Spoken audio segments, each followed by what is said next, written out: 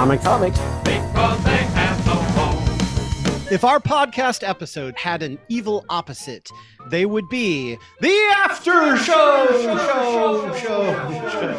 So yes, this is the After Show for the podcast We Like Comics Because They Have No Bones. And I'm Joe Getcho.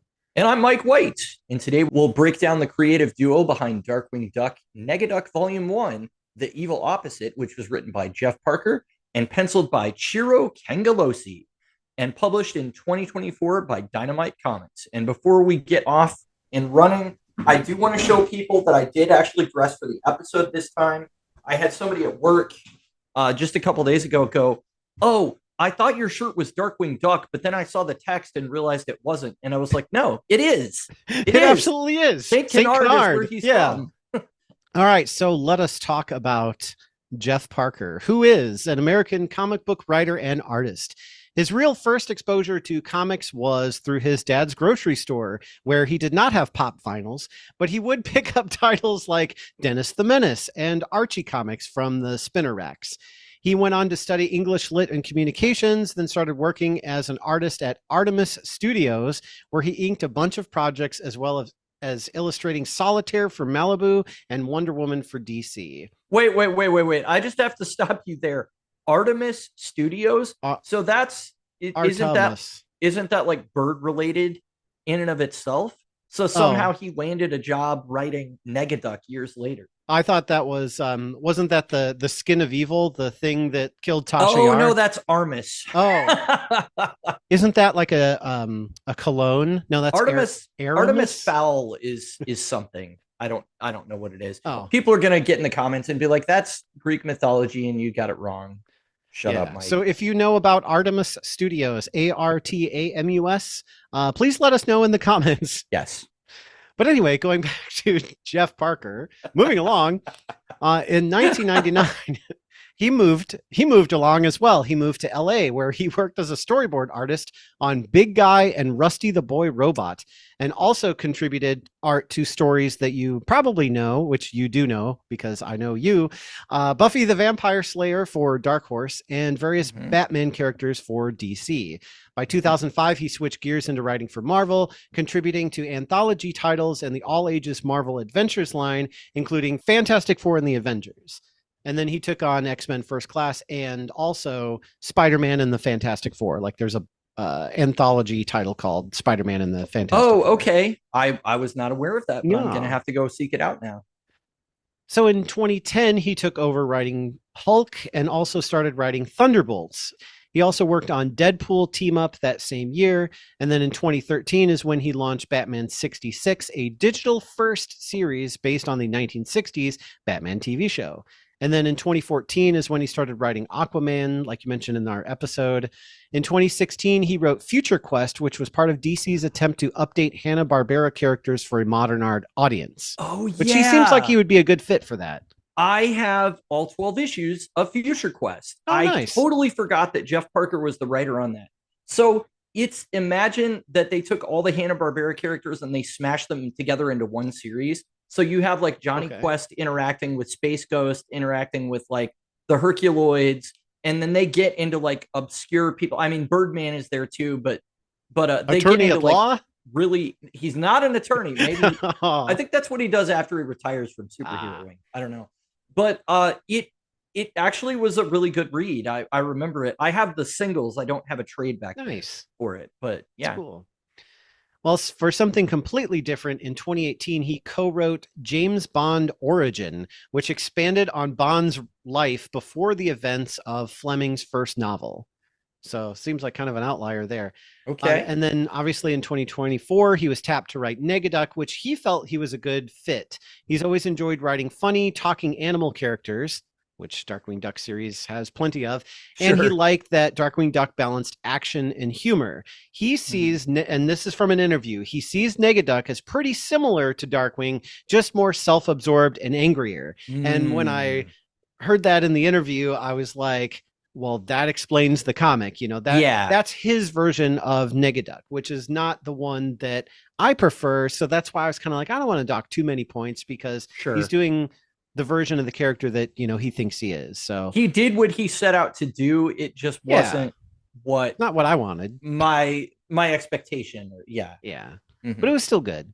Mhm. He's also a fan of writing villains because they don't have to be morally correct, and that makes their actions more entertaining. Negaduck in particular was fun for him because he loves how the character fails but remains compelling. Villains are naturally selfish, and people enjoy that in a character, which, yeah, Negaduck is definitely selfish. He also joked about Negaduck being left-handed because when he puts on the Midas glove, it's actually on his left hand because he's Darkwing's opposite. So Darkwing would be right-handed, but also in classic cartoons, left-handed characters were often villains because being left-handed makes you weird, and Mike is weird, so it must be true. Hey, man.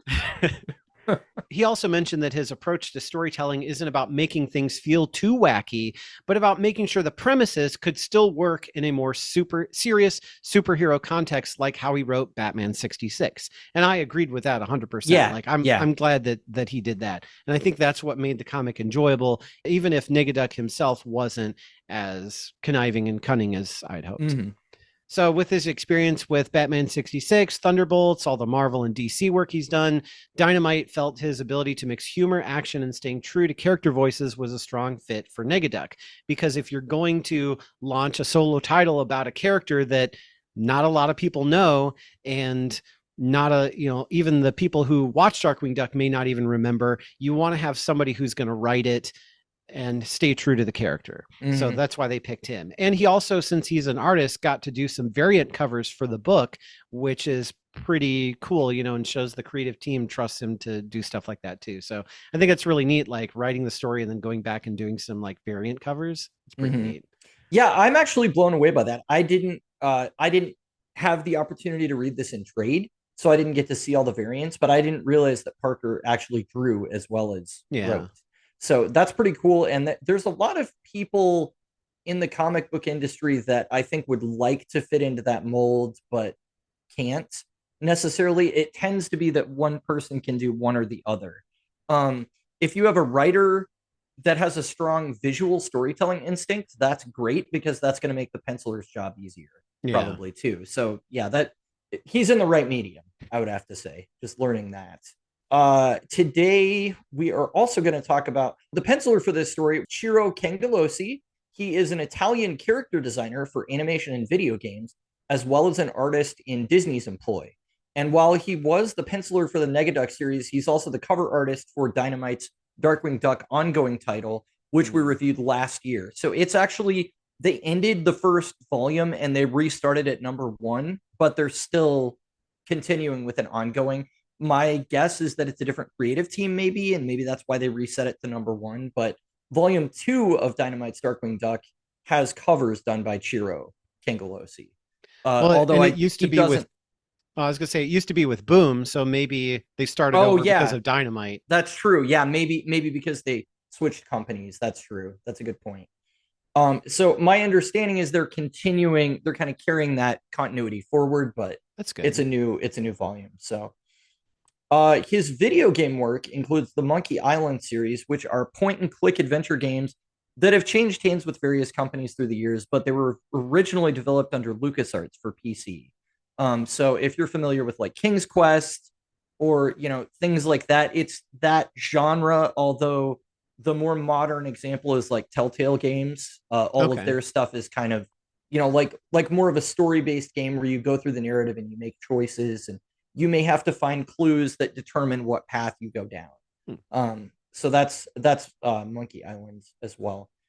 He also worked on other fun projects like Marvel's What If Mickey and Friends Became the Fantastic Four. And his cover here is an homage to Mike Wieringo's first Fantastic Four cover. Wow. Yeah, this is pretty much a one-to-one like homage. The posing of like Mickey and Minnie and Goofy and Donald, it's all exactly how Mr. Fantastic and the other members were posed on that cover. So it's weird to see the Disney characters like that, especially Goofy, who's just like, why am I made of rocks now? I love that Donald is the Human Torch, though. He totally should be. Yeah. Yeah. So that was a fun little tidbit that I dug up. That's neat. My own impression of his art, I mean, I mentioned it in the episode, but it was that it's good, it's excellent. Hmm. He manages to capture the spirit of the best of the original animation while kind of translating that into still images, Yeah. which can be difficult to do. The characters always look consistent, and all the slapstick gags of Darkwing's universe look great. His colorist adds another dimension of shading that we'd never see in animation, making the art really pop off the page. So yeah, nothing but good stuff to say about the art. Yeah, and like I said in the episode, like the older stuff that I've read, I prefer the art in this trade more so. Like it seems a lot sharper and kind of more of like a, maybe not a serious world, but like a well-defined world. Yeah. Whereas some of the older stuff feels a little kind of cartoony. I think probably because they're trying to stay closer to animation, but this has that kind of like little modern sharpness to it that I think makes it cool. And I just wish that Negaduck had more of a modern sharpness to him where he was more ruthless, but that's right. So yes, let's talk about Negaduck. So in the context of the show, Negaduck is Darkwing Duck's evil counterpart, even though in the context of the comic, Negaduck sees Darkwing Duck as the ridiculous version of him. Right. But in the Crisis on Infinite Darkwings is what they call the Crisis on Infinite Earths storyline. But in the Crisis on Infinite Darkwings, we kind of find out that like all the versions out there of the Darkwing Duck character are mostly heroes. And there's some weird ones. There's like a werewolf. There's like basically a Green Arrow ripoff. There's an Indiana Jones ripoff. There's a lot of like those. And then there's just some weird stuff. There's like one that's like a rock dinosaur. And there's another one that's some kind of weird flight animal thing that's not even close to a bird. But there's some weird ones out there. But they're all pretty much heroes. Negaduck is really the only villainous version of Darkwing. And Darkwing is kind of like the prime version of that. So it's kind of like, with the alternate reality thing, and that's why Negaduck is so angry all the time, because not only is Darkwing Duck out there as a doppelganger, but most of the Darkwings are heroes, so he's really the only villain, and so that just makes him hate them even more. And so all that rage is focused on Darkwing because he's kind of like the prime version. I don't know what makes him the prime version other than he's our version. So that's pretty much. This is sounding a lot like Spider-Verse before Spider-Verse, with them being like, well, we're just copies of you, Peter. You know, that kind of idea. It's kind of more like that than like Flash and Reverse Flash, because Reverse Flash was more of like, I'm imitating you because I want to be the better version. Whereas this is like, I just hate you because you're an alternate version of me that is a goody two shoes, and I can't stand that. So the canon version has no powers and relies instead on his intelligence, physical ability, intimidation, and gadgets. Whereas the version like at the beginning of Darkwing Duck, where we see him split into two, that version does get powers, but those powers are not something that the canon version has. Okay. He's, unlike Darkwing, he's supposed to be anyway, ruthless and not hesitating to hunt others for personal gain, either wealth or power. He leads the Fearsome Five through intimidation. And later in the show, in the episode Jailbreak, he actually steals all four of their powers using something called the Mystical Eye of Quaxacodal. Wow. Which temporarily transforms him into I am Mega Negaduck. And so he has like Liquidator's feet and Bushroot's arms and Megavolt's head. Oh, he's like a super scroll thing where it's like all the different. Yeah. Okay, that's cool. So he steals all the different powers, and he's like gigantic for some reason too. And so Darkwing has to take him down with all of those powers because it's like he's so powerful. What is Darkwing going to do? It's like, hey, there's Doomsday and Batman. What's Batman going to do?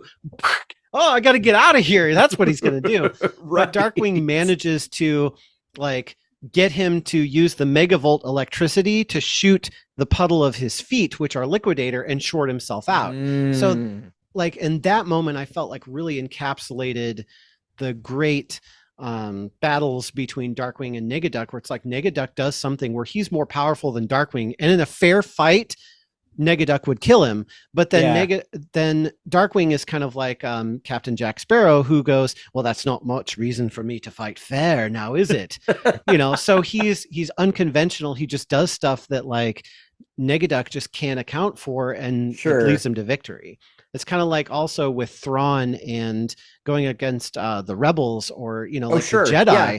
He's just like, okay, I understand that the Jedi do stuff, but he just is not prepared for the crazy Jedi tricks that come out. Like there's literally one, like a cloud being that comes from the sky and basically just starts shooting wind and lightning and knocking out his whole team. And Thrawn's just like, I couldn't plan for something like this, because he's like, okay, I know that Jedi are involved, so I need to, be a little flexible, but you just can't anticipate that. And I think that's what makes Negaduck and Darkwing great, is Darkwing can't, or Negaduck can't anticipate what Darkwing's doing, and Darkwing can't fight him in a straight fight, and then that's how their interactions go. That makes sense. Yeah. So, like I mentioned in the episode Life, the Negaverse, and Everything, that's where we discover that Negaduck rules over a twisted version of St. Canard in the Negaverse, which is considered the canon version of Negaduck. And it's funny because like Herb is wearing leather and he's like a bad guy. Oh my gosh. Gosalyn is like a sweet, innocent child that would never, ever rebel. And Launchpad's got a chainsaw and he's like an evil dude, and stuff like that. So they're all like twisted versions of their real. And so like Gosalyn is actually raised by Negaduck, which is really weird that she would be a version of Gosalyn that's just like an innocent child. Like you think that Negaduck would have the version that's like just evil to the core, but they went the opposite direction with that. And then because we have to take on other properties and make them, make the Darkwing Duck characters act them out. There's a comic called The Duck Knight Returns, so instead of the Dark Knight.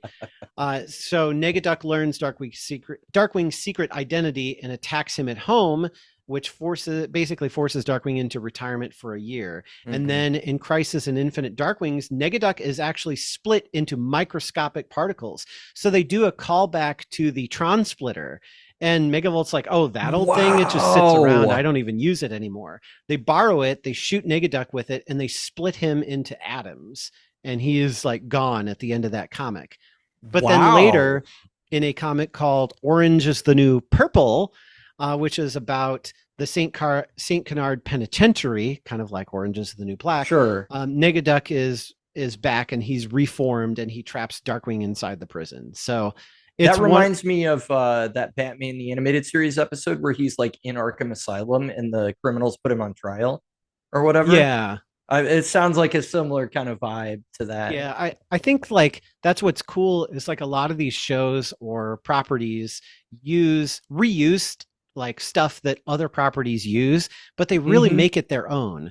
Like, so then but they do it to different things all the same time. So that way you can never say, well, Darkwing Duck is just basically Batman. Well, Darkwing Duck is basically just the Flash. Well, Darkwing Duck he is all of those things. Right. Instead of just a straight copy, they just kind of copied the idea and then made it humorous.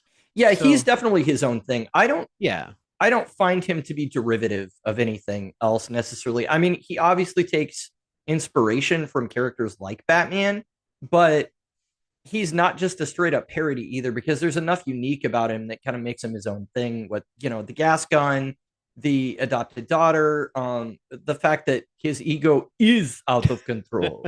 I mean, all of those things, and then he has this unique rogues gallery as well that really kind of fills out his world and makes it feel like its own thing.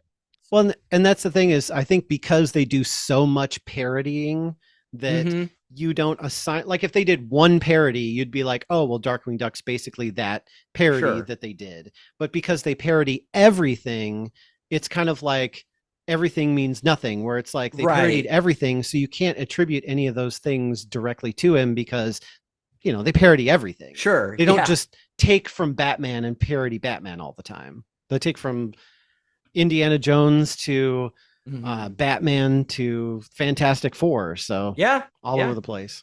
I mean, the Frightful Four are a villainous group that fight the Fantastic Four, much like the Fearsome Five or the Sinister Six. Yeah.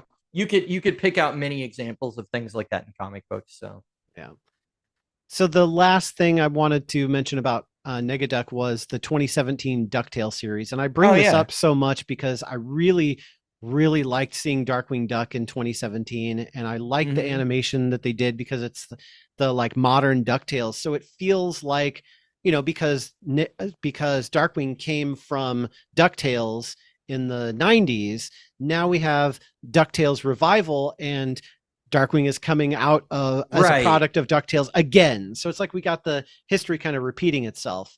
And it was interesting how they chose to make him an actor who played him on the show, because it's especially weird because Launchpad is in the episode and he doesn't know the new actor, but he knows Jim Starling. Okay. You know, he's seen the show. It's like, oh, I've seen the show 100,000 million times. He's like the super fan. But then I'm like, but if you're a fan, who's in the show? Because are you a fan of the show because there's a character based on you?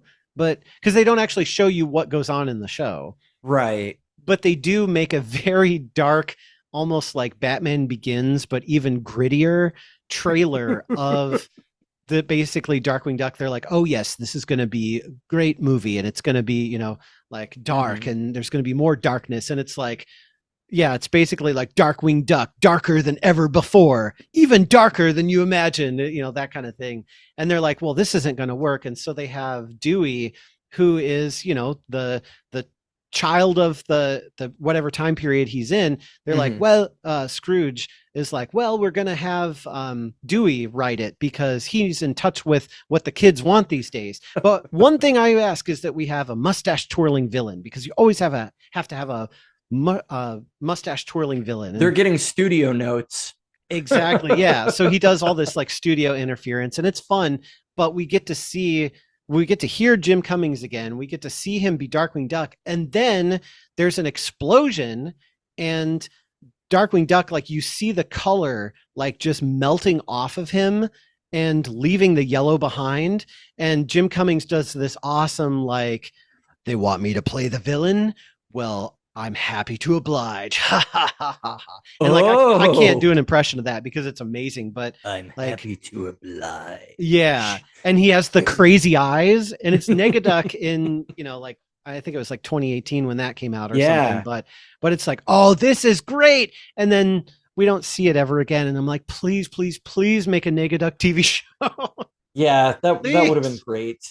Especially with the success of that DuckTales show, I'm surprised that they didn't. It was so good. Spin it off. It's not like Darkwing Duck is a concept that feels dated or anything. So yeah, and it's not like that show got canceled. They were basically just like, we've kind of done everything that we can really do, and we could, you know, keep kicking this down the road. But it seems like it's a good place that we've done a really great job. That if we stop now, it won't continue on and lose quality. Like having 25 episodes of The Flash every season. Yeah. But anyway, tell us in the comments. That one dragged on for too long. I don't think there's too many people that would disagree that the quality of that show dropped as it went. So now something that we're hoping will continue to be a part of the show is we've actually gotten a lot of feedback on social media through comments. So we're going to read some of your comments here on the air, as it were. Yeah. So first about in reference to our Deathstroke episode last time about Jericho's powers in New Earth continuity, Nate, of course, sounded off. He said, "Hi guys, Nate here. To clarify on Mike's distinction on Jericho's abilities pre and post Flashpoint, originally, it's not that Jericho projected an astral form from his own body that possessed others. It's that Joey's body became astral. So no, his body was not limp and in danger like in his rebirth era counterpart. So like he could be tied up. He could actually project his body into a guard outside the door. And then his body is no longer in the cell.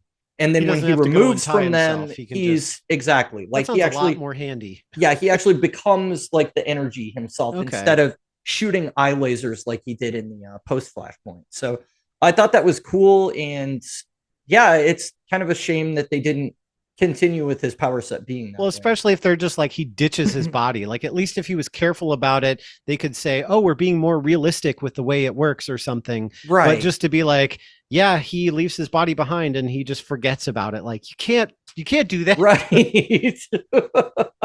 there's just a guy like slumped over at a bar or something, and you realize like, oh, that's Is he passed that's out? him. No, he's just Yeah, taking over somebody else. He'll be back. right. Like he'll be back. He also had something to say about Tanya Spears' continuing presence in comics. And so I mentioned that the last place she showed up was in Future State. And Nate said, if it helps, Future State is a possible future of Prime Earth or the mainstream continuity as we knew it in 2021. In Future State, Tanya's Power Girl appears as a member of the Justice League under the name Powerhouse. So that should indicate that she's alive in current continuity, at least. Maybe she had already escaped that dimension, or maybe she supposedly does so during that time gap. So there's a little bit of hope for the character to come back. She's been shown in like a possible future, but not much. That's not much. That's kind of all we got. Wow.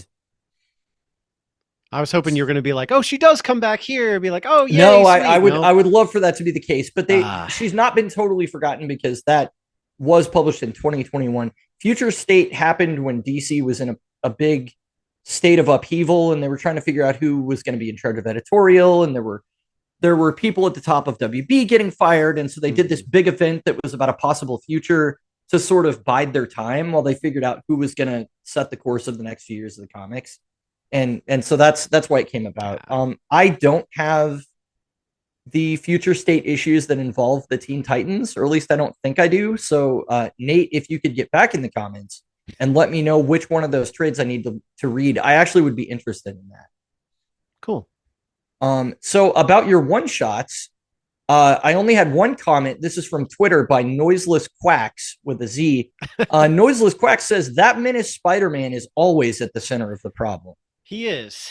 It's it's probably why Negaduck kept not being able to succeed, and with his villainous plans, he was looking at blueprints that he had created before and was like, oh, I'll just pull out some old evil plan I had, and because Spider-Man being involved, he just wasn't able to continue and be successful. Or maybe Spider-Man is the inspiration for all of these evil plans.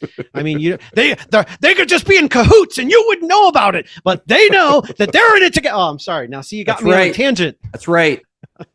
You've got to be careful. You're like, your version of Dr. Jekyll and Mr. Hyde is that your Mr. Hyde is just J. Jonah Jameson. You like transform into him. Did you just say Spider-Man? Bring me pictures of Spider-Man. Yeah, that's the trigger when people say the word Spider-Man. It just like you lose your mind. Crap. Anyway, crap. I thought that was a. I'll give you $200. I can get more for that on eBay. He's got the suit. Okay. Sorry. No, that's fine. Moving on. So I also did a short video. It was based on a comment that you made in the last episode where you were talking about like DC is harder to get into than Marvel because of the various reboots and stuff like that, which is why I wanted to make a short where I kind of made it clear, like, here's where they are, here's what they mean, and what those continuities are called. But Michael Dominic here, again on TikTok, he said, I think it's the wrong question, sort of. In my opinion, new readers are going to be drawn to a character or a team, not a world. Both have a good range of characters that can hook new readers. So I thought that was a pretty cool perspective. And really, when you start reading Marvel, you didn't start reading Marvel because you were like, I want to know about the whole universe. You were like, I like Spider-Man, so I'm going to read about Spider-Man.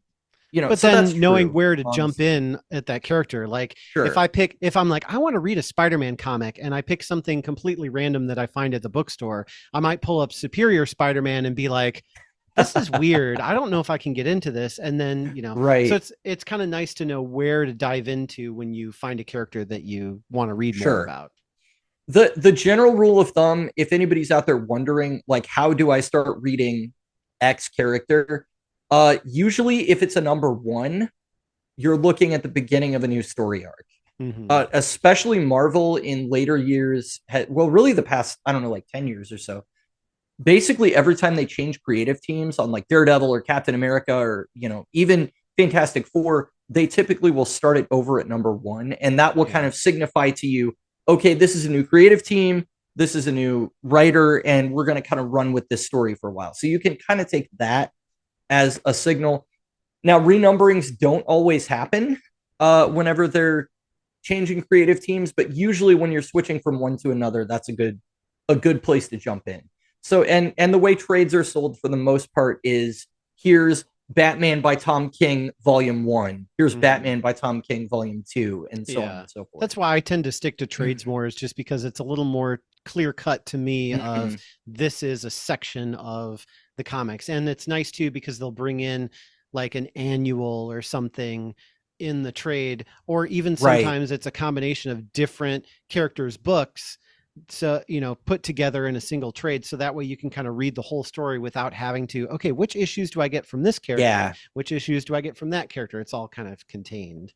I do have a couple of frustrations with the trade format, because they specifically during New 52, DC did this a lot, where they would release an event trade. So here's this crossover between the Teen Titans, what were the other books? Legion Lost, which is Legion of Superheroes, but they're like trapped in our modern day. And what was the other title that was part of the crossover? I forget, but anyway, let us know in the comments. multiple titles with like teen superheroes all crossing over in an event called The Culling. So you can buy that trade and get the complete story. If you buy the Teen Titans trade, they give you one issue of that story. So if you're reading all those multiple titles, to get the full story, you still have to buy all those trades. But it reads better in the event trade. So it's kind of like, where do you spend your money kind of thing. It's that was a little bit frustrating. But fortunately, they don't tend to do stuff like that quite as badly with the books anymore, at least to my knowledge. New 52 was really bad with Eventitis. So the last section of comments we have, there actually were too many for me to read here. So for time's sake, and it was on the two designs of Red Hood. Kenneth Rocafort designed the version that we had for a good 5 or 6 years. And then Bernard Chang came and redesigned Red Hood about halfway through the Rebirth Initiative. It wasn't at the beginning of it, and gave him an actual hood. So there were a lot of really passionate responses. There was actually somebody that said, blank Rocafort's design all the way to Kingdom Come. And I was like, oh my gosh. So yeah, people were really fired up about that. The consensus seemed to be, though, that while both designs are good, nobody liked that Kenneth Rocafort drew lips on Jason Todd's helmet in the original design. That always kind of looked a little bit weird. So I think that's it for today's comments. And, let us know what you think of our episode today as well. Absolutely. Well, that's going to wrap up the after show for our review of I made it into a pop song. I don't know. That came out weird, man. Darkwing Duck, Negaduck, Volume 1, The Evil Opposite, on We Like Comics Because They Have No Bones. If you haven't already, visit our website, bonelesscomicspodcast.com, where you can view the podcast as well as additional information about us, and a link to our new Printify shop where you can get Mike's cool banana designs on t-shirts, mugs, and more. Yes, definitely check that out, guys. I'm really excited that we finally got a place to, sell some of my art, and hopefully you guys enjoy it too. It's mostly, our banana mascot in various superhero disguises, but it should be fun if you're a fan of the podcast. So we have merch. And if you like seeing the art and details of physical comics, you can also check out my YouTube shorts. I can showcase key issues, variant covers, and the kind of details you can only appreciate when you're holding the book in your hands. And actually, one that I failed to mention during the comments section is the one where I compared the Creature Commandos animated show on Max to the Seven Soldiers of Victory comics that originally feature Frankenstein in DC Comics. So that's something that I was very passionate about. I did get a few responses back on that, but just for time's sake, I decided to kind of limit that for today. But definitely check that out on YouTube. Also, don't forget to follow us on social media at Boneless Comics Podcast, or on Blue Sky Social or X at Boneless Comics 1. And if you haven't subscribed on YouTube yet, well, then what are you doing? Hit the subscribe button. And also hit the notification bell to get updates. And if you want even more comic book chaos, check out Spidey Joe's one-shots on YouTube, where I expose the real problem behind every hero's failures, Spider-Man. That menace is behind everything wrong with comics today, and I've got the proof. So subscribe now, unless you're one of those wall-crawling sympathizers. Some people would argue that it's Jose Quesada that's behind all the problems with Spider-Man. On that note, thank you everybody for watching, and we'll see you next time. See ya. We like Comics. because they have no home. Darkwing Duck.